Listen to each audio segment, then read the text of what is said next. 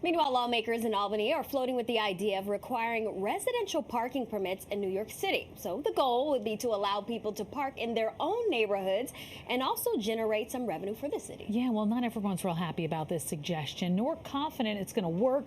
Henry Rossoff live in Fort Greene to explain what's going on. Hi there, Henry.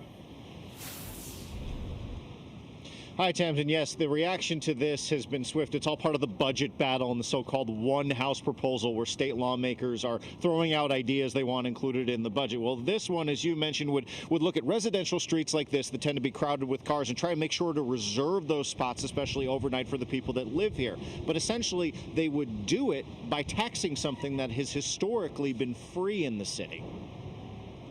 And there's no parking available for people who live in the neighborhood. Catherine told us that these neighborhood streets of Fort Greene get so bogged down with the cars of people who do not live around here that she's been forced to get a garage. I'm lucky I can afford that, but there's a lot of people who can't. And then you're driving around for 45 minutes to an hour looking for parking space every single day. That's ridiculous.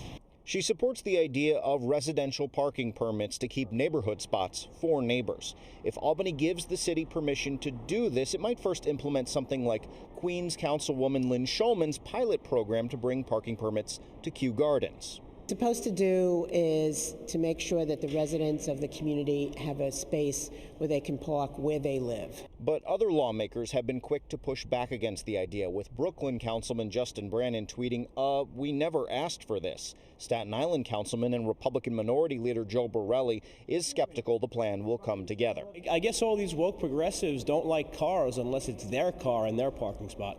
Back in Fort Greene, we also heard practical concerns from neighbors like David Brown. Boxing people into a bad idea. He used to live in Washington, D.C., which has a residential parking permit program. It's just a mess there. If you're in the wrong zone, you can't find parking. Or I got a ticket for parking 2 blocks over from my house once.